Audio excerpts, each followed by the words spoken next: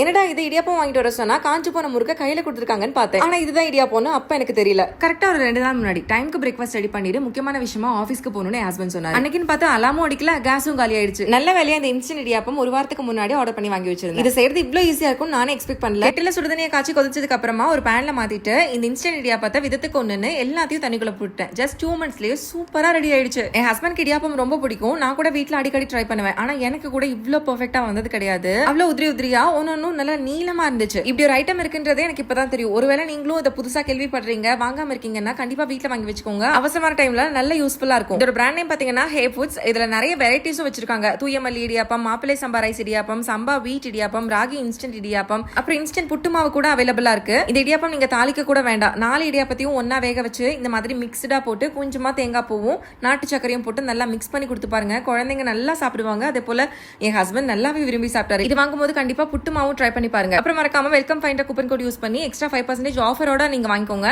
Link வேணும்னா comment பண்ணுங்க. பாய்.